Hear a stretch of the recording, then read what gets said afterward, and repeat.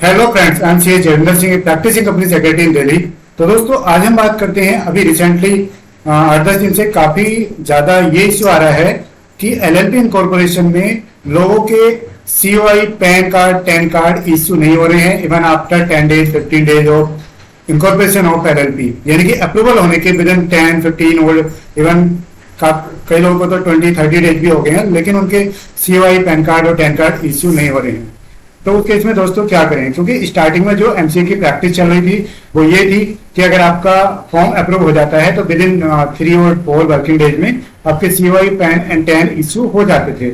लेकिन अभी कुछ टाइम से ये इश्यू आने लगा कि भाई कुछ लोगों के इश्यू हो ही नहीं रहे हैं, तो ऐसी क्या दिक्कत होने लगी है। तो एमसीए ने अभी कल ट्वीट किया था काफी सारे टिकट वगैरह रेज करने के बाद में। तो एमसीए ने बोला है कि incorrect airports causes delays in issuance of certificate of incorporation and stakeholders are advised to provide correct AO codes for the purpose of getting PAN card, TAN card through incorporation form in accordance with the later dated codes published by the Income Tax Department। यानी कि दोस्तों, जो भी latest code income tax department के द्वारा publish किए गए हैं वही आपको इनकॉर्पोरेशन फॉर्म में डालने हैं। कई लोग वैसे उल्टे सीधे कोड डाल देते हैं, यानी कि अगर कहीं कंपनी दिल्ली में रजिस्टर हो रही है तो दिल्ली के कोई से भी कोने के कोड उसमें डाल देते हैं, जिससे आपको इस प्रॉब्लम का फेस करना पड़ता है। तो अब भाई कोड डल गए आपके, गलत आपने डाल दिए, कोई दिक्कत नहीं है। या अभी आप इनकॉर्पोरेशन कर रहे हैं तो किस तरीके से आप सही कोड डाल सकते हैं ये मैं आपको बता देता हूं कि किस तरीके से आप सही कोड फाइंड कर सकते हैं। और अगर आपका फंसा हुआ है मैटर तो कैसे आप सही कोड एमसीए को भेज करके अपना जो है इश्यू करा सकते हैं सीओआई, पैन एंड टैन।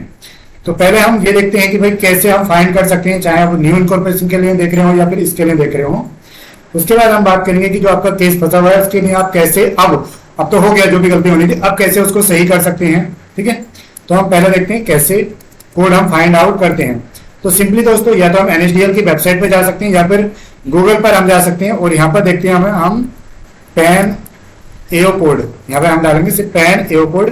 ऊपर जो एनएसडीएल का लिंक है, ठीक है, nsdl.com, इस पर हम क्लिक करेंगे। यहाँ पर कुछ हमें इस तरीके से आ रहा है, AO code search for PAN, PAN के लिए आ रही। अब दोस्तों यहाँ पर जो सर्च ऑन सिटी, यहाँ पर हमें सिटी के नाम से सर्च करना है, ए से जेड तक यहाँ पर हमें अल्फाबेटिक लेटर दिए गए हैं। तो फॉर एग्जांपल जो भी हमारी सिटी है, फॉर एग्जांपल आप यूपी में रजिस्टर कर रहे हैं, अगर यूपी में आप रजिस्टर कर रहे हैं किसी ऐसी सिटी जिसका नाम इसमें नहीं आ रहा है, मान लो मैं किसी छोटी सिटी का नाम ले रहा हूँ, हापुड़ का अगर हम नाम लेते हैं तो हापुड़ एच से स्टार्ट हो रहा है, हम एच पे क्लिक करेंगे तो इसमें देख सकते हैं हापुड़ ये सेकंड नंबर पर हमारा आ रहा है। तो हम यहाँ पे जाएंगे, हापुड़ के लिए एक ही कोड आ रहा है, ये पैन का कोड हो गया, ये हमें डाल देना है।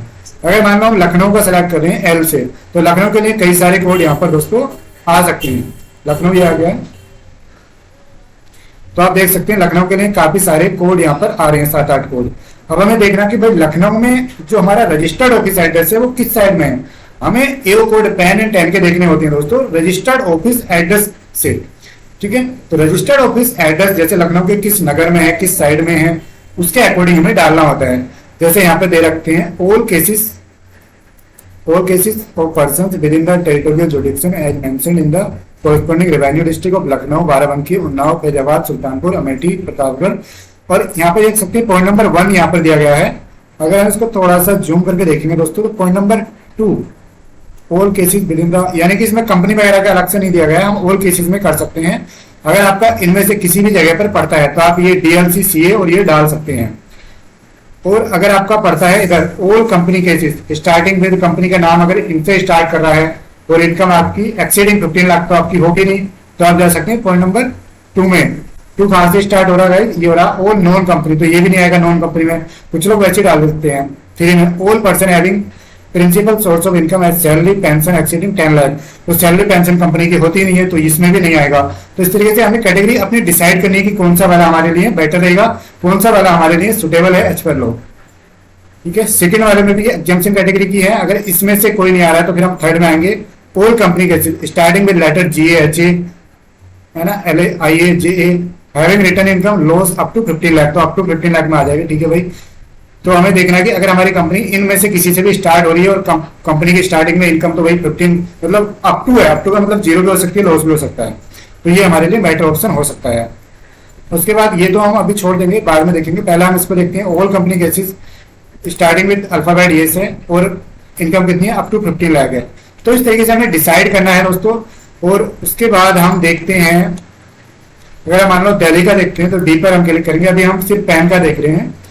तो दिल्ली में भी काफी सारी कोड आते हैं, क्योंकि दिल्ली तो एक कैपिटल है। और यहाँ पर आप देखेंगे तो ये देख सकते हैं 30-40 यहाँ पर कोड और ज्यादा ही होंगे यार।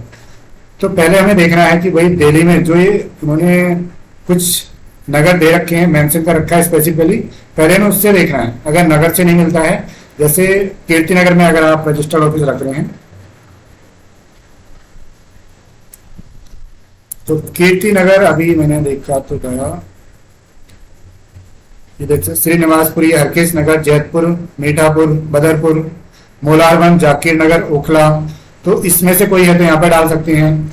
सरिता Vihar, Milap Nagar, Dwarka sector 326, Dwarka and Matiala, other than Matiala village sector 326।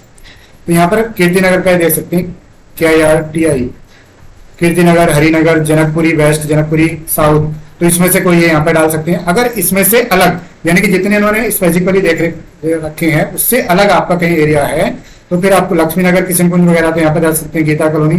तब आपको आना है अल्फाबेटिकली, मयूर विहार ये देख सकते हैं। फिर आपको आना है, इनमें से कोई देखना है। पहले हमें अल्फाबेटिकली भी हम ट्राई कर लेंगे, कि भाई थोड़ा टाइम तो देखो दोस्तों इसमें लगाना पड़ेगा आपको, 10-15 मिनट आपके लगेंगे। तो आप इनमें से फिर कोई सा ट्राई कर सकते हैं। अगर आपकी कंपनी से स्टार्ट हो रही है तो हमें सही तरीके से डालना है। और अगर आपने इनकॉर्पोरेशन के टाइम पे सही तरीके से नहीं डाला तो आपके CY 1010 में दिक्कत हो सकती है, चाहे कंपनी का केस हो या फिर LLP का केस हो, दोनों में दिक्कत हो सकती है।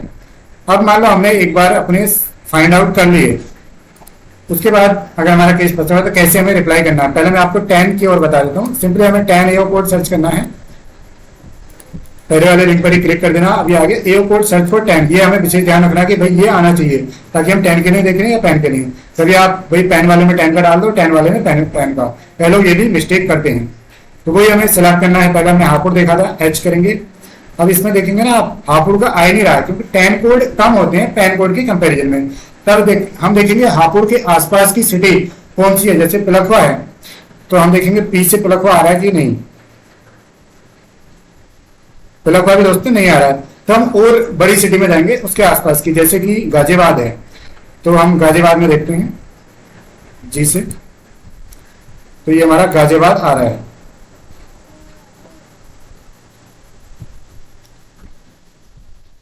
मैं स्पेशली छोटी सिटीज के बारे में बता रहा हूं, ताकि छोटी सिटीज में सबसे ज्यादा दिक्कत आती है, और बड़ी सिटीज में तो अलग अलग मिल ही जाती है इजिली, उसमें ज्यादा दिक्कत नहीं आती है।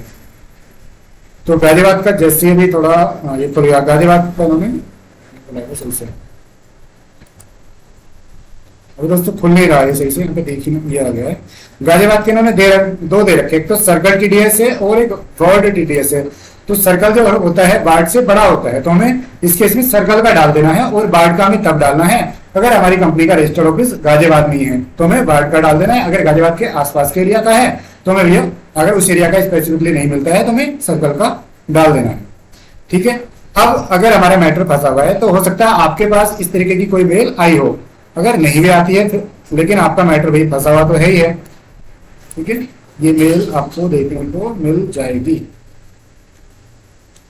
मेरे भी एक केस में ये मेल आई थी, वैसे तो उनके CY 1010 इशू कर दिए गए थे, लेकिन पता नहीं कैसे ये मेल फिर भी आ गई थी। तो इन्होंने बोला we have observe the PAN is currently pending for your SR and this due to incorrect AO code provided by you, please refer to the ticket number an raised by you on NCA portal. ठीक है, you are requested to provide correct AO code by replying to this email in the following format. हमें दोस्तों किस format में reply करना है वो बात विशेष ध्यान रखनी है। तो please reply to this mail providing correct information and, ठीक है दोस्तों। तो ईमेल आईडी जो है मैं आपको ये बता देता हूँ, ईमेल आईडी है appl.helpdesk@mca.gov.in। ये मेल आईडी है, आपको ये स्क्रीन पे भी दिख रही होगी, मैंने बोल भी दी है, appl.helpdesk@mca.gov.in। इसको डिस्क्रिप्शन में भी हम डाल देंगे।